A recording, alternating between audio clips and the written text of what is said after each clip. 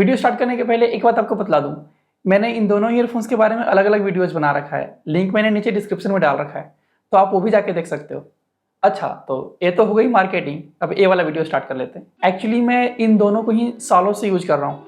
XB400 को करीब 1.5 साल से और 75EP को 3 साल से। तो आज मैं इनका एक एक काला चिट्ठा खोलने वाला हूँ। अब चूंकि मैं इनको इतने सालों से यूज कर रहा हूँ, तो क्यों ना सबसे पहले बात कर लेते हैं ड्यूरेबिलिटी से। और यहाँ पे मुझे बात नहीं करना, बल्कि मुझे दिखाना है। आप खुद देख लो।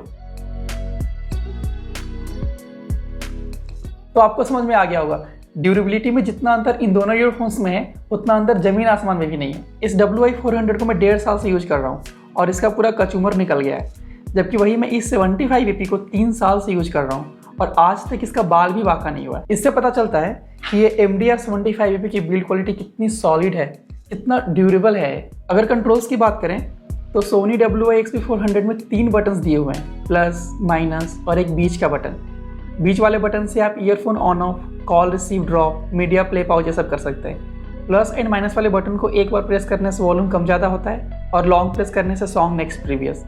लेकिन जब मैं स्पॉटिफाई पे पॉडकास्ट सुनता हूँ तो ए प्लस माइनस बटन को लॉन्ग प्रेस करने से पॉडकास्ट 15 सेकंड आगे और 15 सेकंड पीछे होता है, इंस्टेड ऑफ नेक्स्ट और प्रीवियस पॉडकास्ट के। क्योंकि पॉडकास्ट लंबी होती है और अगर हमें बीच का 15-20 सेकंड का बकवास निकालनी हो तो फिर ये काम हमें बार बार मोबाइल से नहीं करना पड़ेगा, हम डायरेक्ट उसे ईयरफोन से भी कर सकते हैं। और ये रियली कूल फीचर है। अब ये फीचर सोनी का है या स्पॉटिफाई का या फिर दोनों की मिली भगत, मुझे नहीं पता।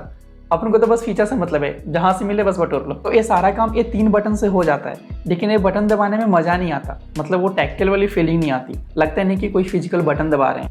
लेकिन चलो, कम से कम बटन दिया तो हुआ है, इससे अपना काम तो आसान होता है। इस 75EP में तो सिर्फ एक ही बटन है, बीच वाला। अब चूंकि एक ही है तो बीच वाला कह दो या किनारे वाला कह दो, लेकिन इस इकलौते बटन को आप अंडर एस्टिमेट मत करना। इसे एक बार दबाने से आप call receive drop, media play pause कर सकते हो, 2 बार दबाने से नेक्स्ट सॉन्ग और 3 बार दबाने से प्रीवियस सॉन्ग पे जा सकते हो। लंबा दबाने से एंड्रॉइड पे समय की जानकारी और रिसेंट नोटिफिकेशन सुन सकते हो, जैसे कि ये वाला। It's 1:59 a.m. Pandu says, open mouth smile, open mouth smile, open mouth smile, cool, cool, cool, smiling face with hearts, cool, cool, smiling face, cool, cool. और अगर आपके पास iOS है तो आप सीरी से बातें कर सकते हो। Can we talk? Sure, what's up? Can you go on a date with me? No thanks. If there's anything else I can help you with, let me know. I hate you. That's not nice. तो ये सब cool feature इस wired वाले की इसी इकलौते button में दिया हुआ है। हाँ, आप इसे वॉल्यूम प्लस माइनस नहीं कर सकते, इसके लिए आपको डायरेक्ट मोबाइल से ये सब करना पड़ेगा। पोर्टेबिलिटी की बात करें तो मामला सिंपल है, क्योंकि एक तरफ है वायर्ड ईयरफोन और एक तरफ है वायरलेस ईयरफोन। तो ऑब्वियसली वायरलेस ज़्यादा पोर्टेबल होगा, लेकिन एक्चुअल में मामला इतना भी सिंपल नहीं है। भले ही WI-400 वायरलेस है, लेकिन इसे गले में लटका के कैरी करना उतना आसान काम नहीं है, क्योंकि ये जो नेक डिजाइन है ये सिर्फ वायर का बना हुआ है, तो ये गले को जकड़ नहीं पाता, जो कि काफ़ी अनकंफर्टेबल फील होता है। लेकिन फिर भी ये वायर्ड वाले से ज़्यादा पोर्टेबल है, क्योंकि ये वायरलेस है, वायर इसमें कम है। तो इवन दो आप इसे गले में लटका के कैरी करना पसंद नहीं करोगे, आप इसे इजीली मोड़ के जेब में डाल सकते हो। लेकिन ध्यान से, इसी मोड़ने से मोड़ने का नतीजा है। लेकिन ये 75EP इतना ड्यूरेबल है कि आप इसे कितना भी मोड़ लो, इसका बाल भी बाका नहीं होता। लेकिन दिक्कत क्या है कि ये वायर्ड है, जो टैंगल फ्री नहीं है। इवन दो सोनी क्लेम करती है कि ये टैंगल फ्री है, लेकिन ये टैंगल फ्री नहीं है, तो आप इसे सेमी टैंगल फ्री मान के चलो। तो ये उलझ जाता है जेब में रखे। लेकिन चूंकि ये सेमी टैंगल फ्री तो है ही, तो इसे सुलझाने में उतना टाइम नहीं लगता। तो यहाँ भी वैसा कुछ दिक्कत नहीं है। असली दिक्कत तो तब आती है जब ईयरबड अपने आप निकल जाता है जेब से निकालने के बाद। ये इतना ढीला है और ये कहीं कहीं गुम हो जाता है, और इतना छोटा है कि मिलता ही नहीं आसानी से। एक बार तो मेरे जेब के खोपचे में अटका रहता है, और इसे ढूंढने के लिए I am like doing this.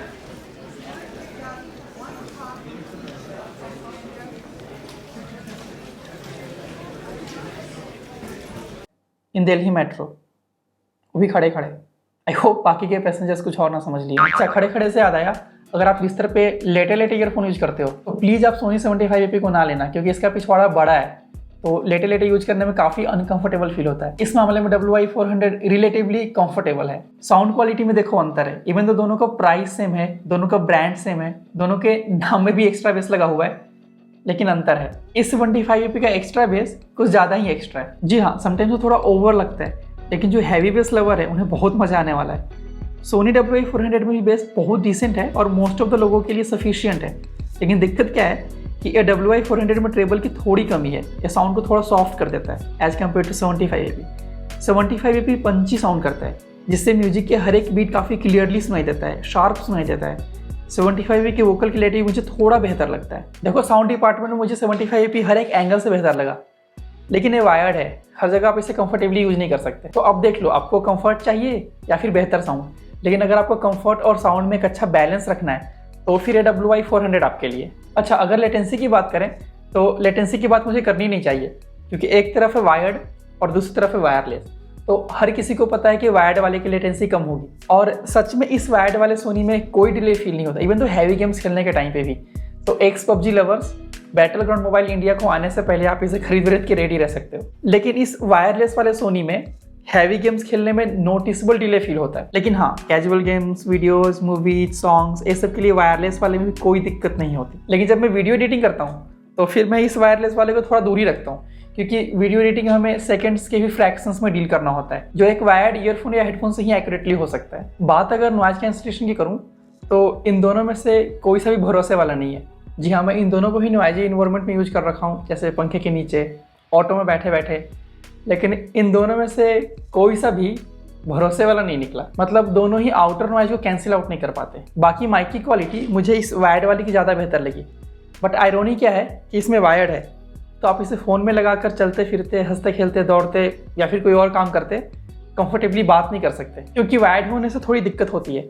तो इवन तो इसकी माइक क्वालिटी ज़्यादा बेटर है, मैं मोस्ट ऑफ द टाइम ये वायरलेस वाला ही यूज करता हूँ, क्योंकि इसकी भी माइक क्वालिटी अच्छी है, मुझे ऐसा कोई दिक्कत अभी तक देखने को नहीं मिला। लास्ट में इतना कहना चाहता हूँ कि एक तरफ है वायर्ड ईयरफोन और दूसरी तरफ है वायरलेस ईयरफोन। तो ये भले ही एप्पल टू एप्पल कंपैरिजन तो नहीं है, लेकिन इन दोनों का प्राइस ऑलमोस्ट सेम है, 3500 के आसपास। आई मीन वायरलेस वाला 3500 के आस और वायर्ड वाला 3500 के पास। तो सेम प्राइस में 75AP में आपको better sound, better mic, better build quality, in short सब कुछ बेटर मिल जाता है।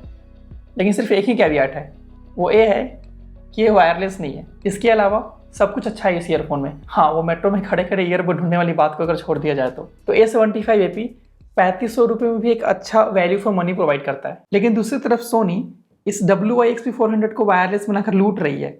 ना इसकी बिल्ड क्वालिटी अच्छी है, 1.5 साल में ये अधमरा हो गया है, और ना ही ये जिम या रनिंग के टाइम यूज करने में कंफर्टेबल है। तो ये सब कमियां इस वायरलेस वाले में है, लेकिन फिर भी कंपनी पैसे लेने में कोई कमी नहीं छोड़ रही भाई साहब। तो मेरा वर्डिक्ट ये है कि अगर आप एक वायर्ड ईयरफोन लेने की तलाश में हैं और 3500 का बजट आपको मैच करता है तो फिर आप इस 75AP को ले सकते हैं। लेकिन अगर आप एक वायरलेस ईयरफोन लेने की चाह में हो तो फिर आप इस WI-XP400 को लेने से पहले दूसरे वायरलेस ऑप्शन के बारे में जांच पड़ताल अच्छे से कर लो, क्योंकि ये WI-XP400 बिल्कुल भी वैल्यू फॉर मनी नहीं है। तो बस आज की इस वीडियो में इतना ही। अगर आपको वीडियो अच्छा लगा तो प्लीज इसे लाइक करें एंड चैनल को सब्सक्राइब करें, and I will see you in the next one. चलिए खत्म करते हैं। Be safe.